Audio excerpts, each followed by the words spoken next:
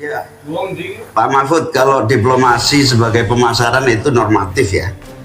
Ini sudah menjadi pengetahuan umum. Yang paling penting itu adalah bagaimana nyelepet para diplomat berubah wajah menjadi pemasar-pemasar yang tangguh. Diplomasi pemasaran yang ekspansif itu tidak kita miliki. Karena memang seluruh cara kerja diplomasi kita masih politik dan sangat normatif. Yang kedua, kita bisa hadir di dalam dunia perdagangan global kalau kualitas produksi dalam negeri kita juga punya standar yang baik. Saya sampai hari ini sangat prihatin, kita tidak ada satupun yang terus mengupgrade secara masif kualitas dan standar, semuanya kayak dibiarkan tumbuh sendiri-sendiri gitu. Tidak ada satu gerakan yang lebih terstruktur, baik dari Menteri Perdagangan, Menteri Koperasi UKM, dalam satu gerakan meningkatkan kualitas berstandar internasional. Cukup Bapak, harap tenang. Selanjutnya kita akan ke calon Wakil Presiden nomor urut 2, Bapak Gibran Rakabuming Raka untuk menanggapi. Waktunya 1 menit, silakan. Baik, terima kasih. Paslon nomor 1 dan 3 sudah bicara masalah diplomasi. Saya akan memberikan solusi yang konkret aja, paling konkret, hilirisasi. Kita jangan mau lagi mengirim barang mentah.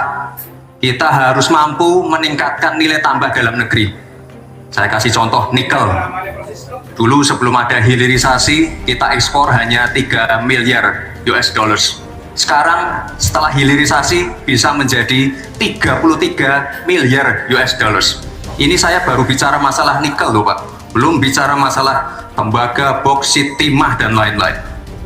Konkret, jelas, singkat, padat, jelas. Terima kasih. Waktu Anda masih tersisa? Cukup? Cukup Bapak? Cukup, baik. Baik. Kami kembalikan ke Pak Mahfud untuk menanggapi. Ya, baik, terima kasih. Ini masalah diplomasi. Diplomasi itu normatif. Mohon tenang.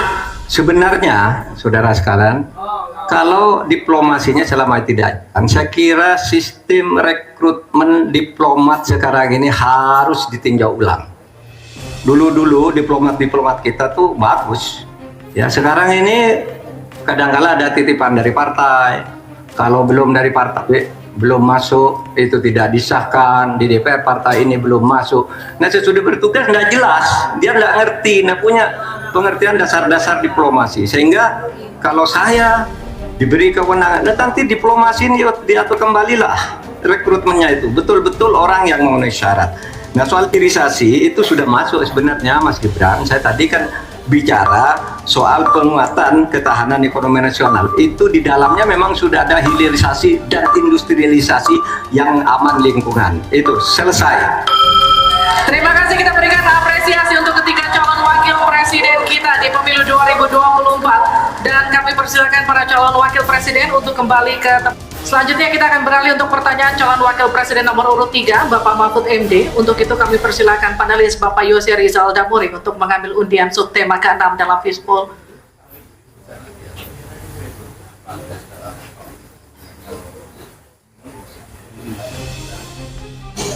Silakan diperlihatkan ke calon Wakil Presiden dan ke moderator. Perdagangan. Ya. Dan Bapak Aditya Wardono untuk membantu kita mengundi huruf A, B, atau C.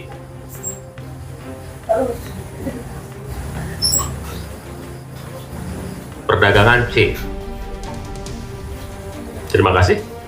Perdagangan huruf C, Pak Mahfud. Masih tersegel.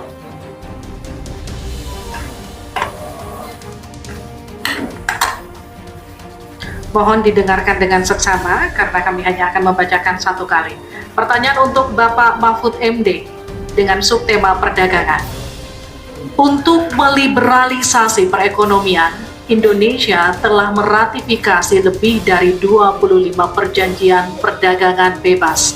Tetapi pemanfaatannya belum optimal untuk mendorong ekspor dan investasi. Pertanyaannya, bagaimana strategi paslon untuk mengoptimalkan pemanfaatan perjanjian-perjanjian tersebut guna meningkatkan ekspor dan memperkecil defisit neraca perdagangan? Waktu Bapak untuk menjawab 2 menit, kami persilakan ketika Bapak mulai berbicara. Baik, menurut saya untuk mengoptimalkan pemanfaatan perjanjian. Saudara sekalian, saya dan Mas Ganjar kebetulan Ganjar Mahfud ini sudah berdiskusi lama tentang ini. Sekurang-kurangnya ada 3 hal yang menjadi strategi kami. Pertama, mengutamakan diplomasi ekonomi, sehingga para duta besar yang ada di luar negeri itu, menurut Pak Jokowi pada saat awal-awal kami dilantik, duta besar itu adalah duta ekonomi. Optimalkan diplomasi ekonomi dengan negara-negara lain, yaitu. Kemudian yang kedua, juga kami akan melakukan perdagangan untuk mengintegrasikan perdagangan nasional kita ini ke perdagangan global, sehingga memenuhi standar-standar internasional untuk setiap apa yang kita punyai mau dimasukkan ke dunia global itu sudah jelas standarnya bisa diterima gitu. Dan kita juga membuat regulasi di sini agar tidak misalnya upaya perdagangan kita lalu diblokir atau dicurangi oleh teman-teman kita sendiri, pelaku-pelaku ekonomi di dalam yang berintegrasi atau berkoalisi dengan pejabat-pejabat publik.